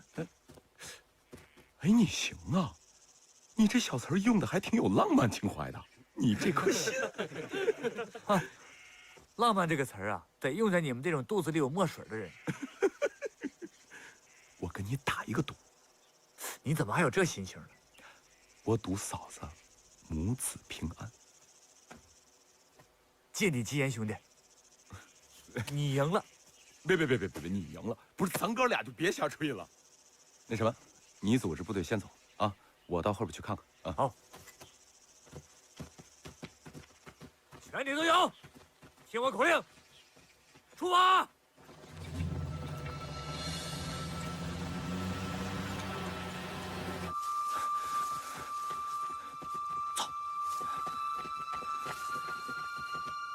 这条公路是红34师的必经之路，可是红军连个影子都不见。哪儿有人？快，跟上，快点！小姐，向那伙人打听打听。是。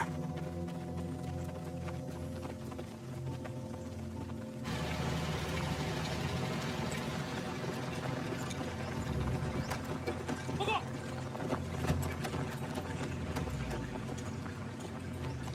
报告师座，共军离开了大路，从山上抄近路了。知道了。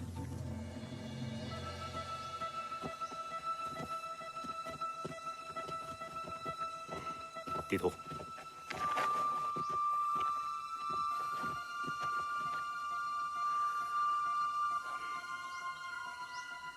这个陈树湘唱的是哪一出啊？师座，您是担心红34师会在这前方设伏吗？不。作为后卫部队，这红34师已经完成了掩护主力过萧水的任务。现在中共首脑机关纵队已经过了萧水，继续向西前行。他们迫切的任务是要追赶主力，而不应该在这距主力100公里之外对我进行设伏。那可是他们为什么会选择小路呢？从我们的地图上看，这小路和大路相差不过3、5里。他们会为了少走这3、5里路而放弃平坦的大路，去走那崎岖的山道吗？难道他是为了避开我27军的追击？对，他们急着追赶主力，一定不想和我们纠缠，所以才改走了小路。可这样的推断也有漏洞啊。他放开这大路不走，他就不怕我先他之前到达萧水一线，对他进行阻击？师座真是一句话说中了要害，我们要加快速度赶超他们。命令部队原地待命。那怎么向军座报告啊？如实报告。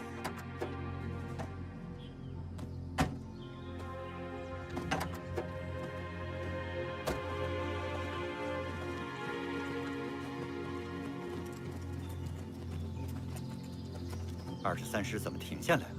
李必藩打仗也会看图用计了，很好。军座师说，李必藩也会用计呀。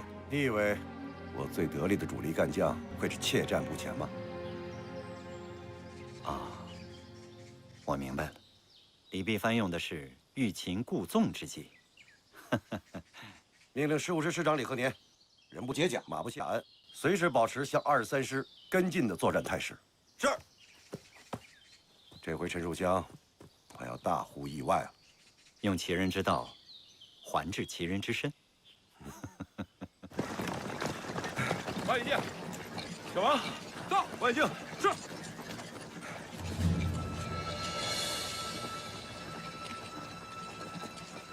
看来李云杰果然是一蹶不振呐，停下了脚步。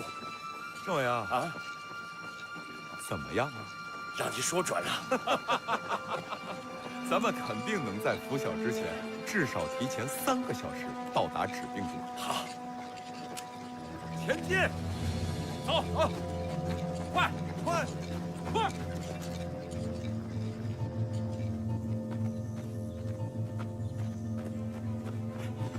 那边啊！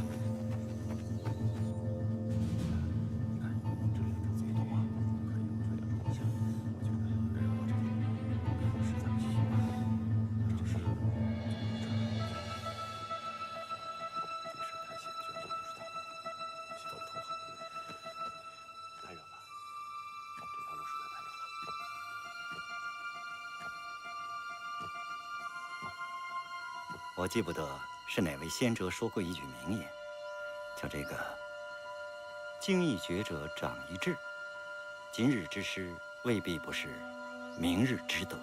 王阳明，对，还是君佐学识渊博。对，是王阳明。我的意思是啊，前几天我们的车轱辘没有跑赢红34师的脚板弓，但是今日必定能够扳回一局。我看你越来越不像个军人了，啊，倒像个油滑的政客。那不会，那不会。转过了那个弯儿，这马路上的一切就啥也看不见了。天儿马上可就黑喽，27军就更不敢追喽，因为怕咱打他们棍。但是等到天亮以后，咱就全过潇水了。同志们累不累啊？累。那咱们再提把速，好不好？好。冲啊！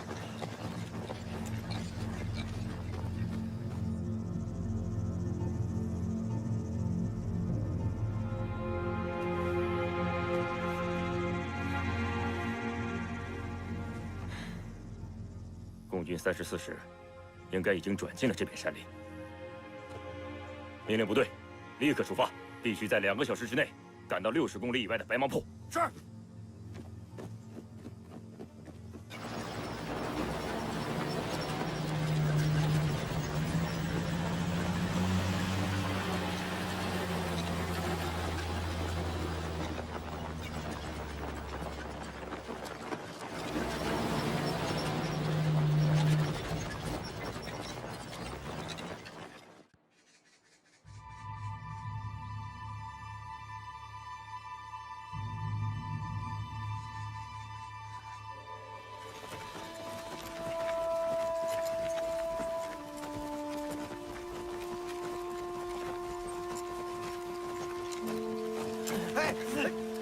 哎，老少，你干嘛呢？看着点儿。爸，你没事吧？往哪儿撞啊？哎呀，睡着了我。哎呀，别拉我！哎，我说啊，我本来就又困又乏了，你呢，背这个大刀，扛这个机枪，在我这面前啊，晃过来晃过去，老哥我就更晕了。哎，求求你，到我后面去走行吗？啊？别拉我，老石头，我跟你说，这和我没关系。有本事你……哎呀！枪没事吧？你还笑？不是你，我能摔跟头吗？我跟你说，你不听我的吗？你要是走到我后边去，你也不会摔这一跤。哎，你还捡便宜话是吧你？啊！你看我说的是实话嘛，对不对？啊！你要走到我后边去，你也不会摔这一跤。不是你有对呀？你看好了。哎呦，你这人啊，火气真大。木子李，讲讲你新婚之夜那点好事吧。对，木子李，不要那么小气，说说，让咱兄弟多解解馋啊。短命的，捡我便宜是不是？你娶了那么漂亮的媳妇儿，你才捡了大便宜呢。那是，谁让咱祖上积德呢？谁让咱祖上积德呢？你们知道吗？木子李，我跟你说，你祖上积了什么德呢？到现在你们祖上叫什么，你都没弄清楚呢，你还积德呢？不过你小子啊，还是有点小福气。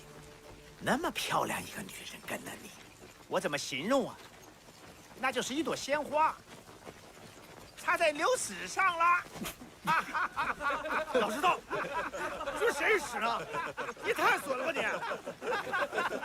你！你们跟着起什么哄？这样，我给大家讲个笑话。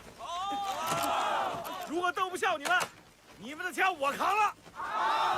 哎，别闹啊！听我说，木子李，你要是把这个笑话把老石头给逗乐喽，你就在我前面走啊！好，你听着啊。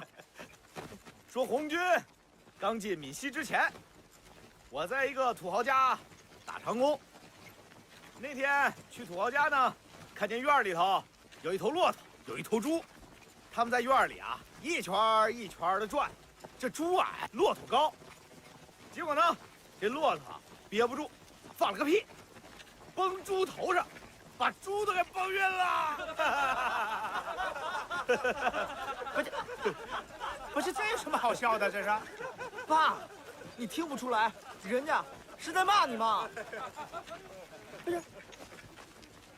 啊，木特里，合着你小子，你骂我是猪是不是啊？啊，骂谁先知道，对不对？行啊，木头，有你的啊。你刚才说的这个，要是笑话，那我说一个更好笑的笑话来给你们大家听一听啊！大家醒醒啊！大家都醒醒啊！说，有一个老财主啊，赘婿。这来赘婿的人啊，个子高，财主个子矮呀。他抬起头来呀，怎么看也看不见这人的脸呢。他就问身旁的那个管家了，他说：“管家，在我面前的这是什么呀？”管家说了：“老爷，那是人呢。”财主说了：“呸！他要是人的话，我怎么看不见他的脸啊？我告诉你，我把我的闺女许配给猪，也不许配给他。”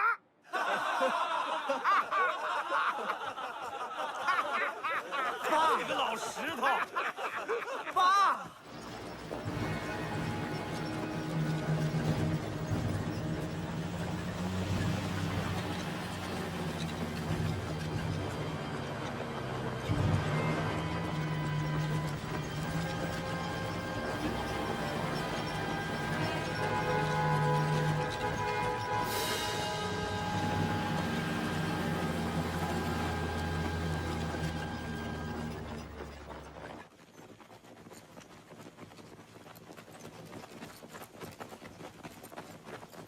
哎，地图，团长，快点！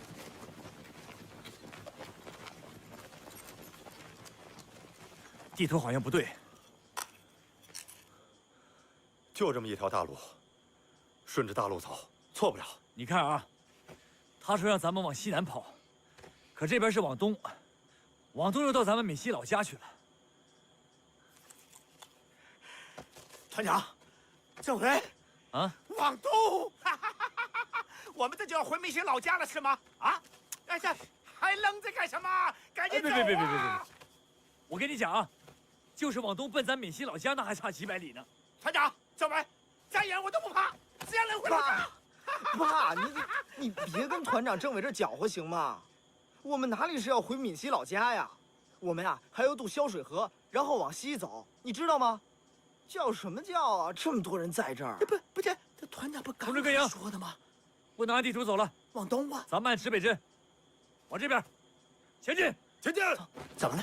哎，老苏，哎，怎么了？部队怎么停下来了？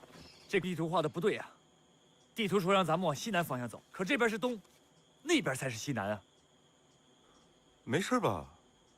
这是手绘地图，不可能这么准确，那肯定是往东，然后再绕到西南呗。你别没事啊！那一绕出去10里8里的，天亮前能到潇水吗？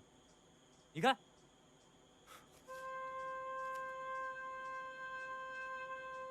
坏了，我可能犯了一个严重的错误。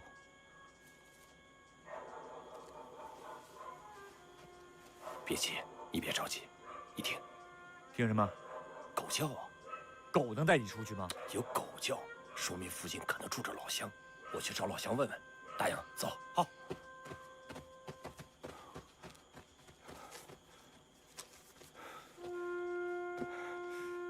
哎，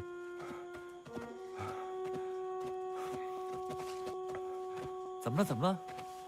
啊？不可原谅，我不可原谅。在深山老林里面迷路太正常了。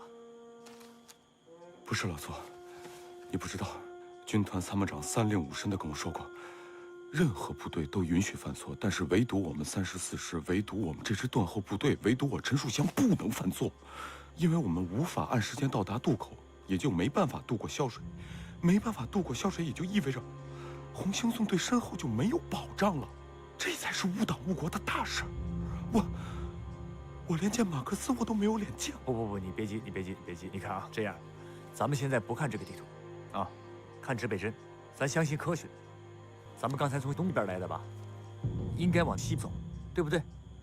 那边是西南，你看。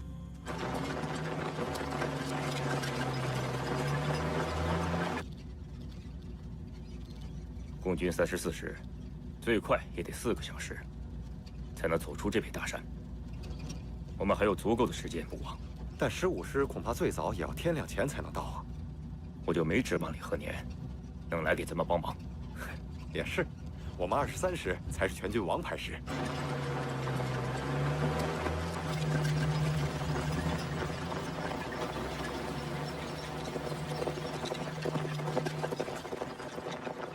不是我，师长，真是好运气啊！我才敲开了第1家老乡的门，这位老乡就愿意给咱们带路。哎呦，老乡，谢谢给我们带路啊！长官也是湖南人，我是湖南长沙的。这是我们师长，那就更亲了。恨军对我可是有救命之恩呐。你到过苏区？我到过湘西，我是采药的。去年我去湘西采药，遇到了命断啊，差点连命都没得到。幸亏后来一支部队像天兵天将一样，一下子就把他们打跑了，我就得救了。他们穿的衣服跟你们差不多，帽子上也有个恨武就行。后来才晓得他们是恨军，他们最大的长官叫贺龙。哦，对，贺龙。听说他还会飞檐走壁嘞。那是我们红2军团的军团长，我们这支部队开拔就是要跟他们会合呢。听这位长官讲，你们要过潇水啊？对，我就是逼着干劲啊，要把你们带去。走吧。好。等等，老乡，我问一下，咱们从这儿到出这座山，需要多长时间？如果你们跟得上的话，差不多3、4个钟头。你说什么？3、4个钟头？这说明那个狗警察提供的地图根本不准确，说比大陆快20公里，也根本是胡扯。咱们就算出了这座山，也没法按时间到达指定渡口。哎呀，政委你怎么？我怎么就相信这个狗警察呢？属下，我还晓得一条，但是你们有扛枪有带炮的，这条路你们走不了。你说别，老乡，你是不是还知道一条路？没得了。你看，这条路为什么往东啊？它就是从这座山绕过去了。这一绕啊，就是好几十里呀。我们平常采药呢，都是直接翻山过去，这样可以近1大半。按照我的脚力，1个半小时就可以去山。好，那咱们就翻山呐。那可是很辛苦呀。哎呀，老乡，我们红军是天生的铁脚板，只要能挽回这2个小时，就是悬崖峭壁，我们也得过去。没错，老乡，麻烦你现在就带路。我走路很快，你们能跟得上吗？老乡，我现在恨不得你能飞呀！飞我倒是不会飞，但是采药人呐，天生一副好脚力，走山路一般人跟不上我。老乡，咱什么也别说了，你就带路，你看我能不能跟上你？要得，走起来！这是我们苏团长，快！部队跟我走。马克思保佑！太好了，走，跟上，走。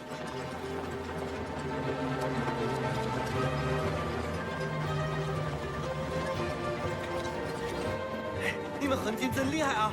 旧版功夫一定不比我们采药人差。我们这脚底板能跑赢国民党的车轮子。神兵，真是神兵啊！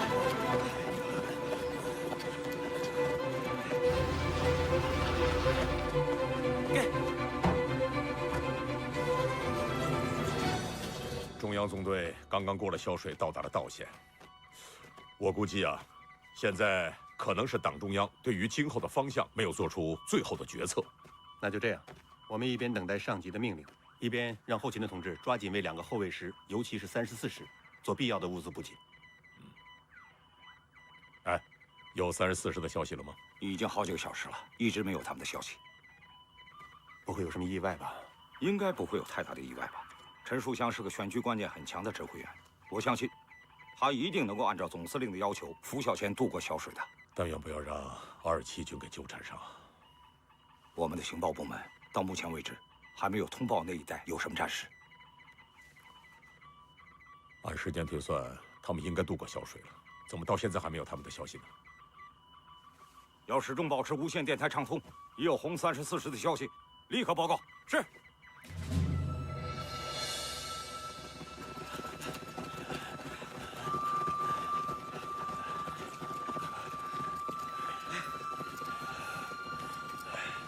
快点，快点，快到暂定的！同志们，胜利就在前方，加油！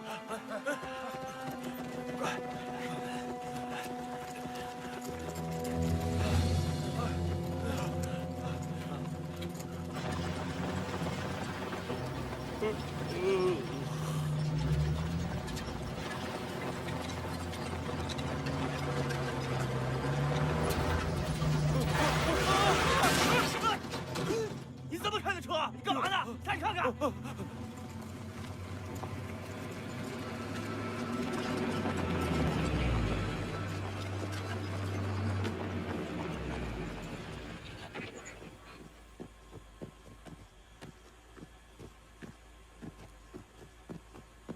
哎，前面怎么停了？部队停！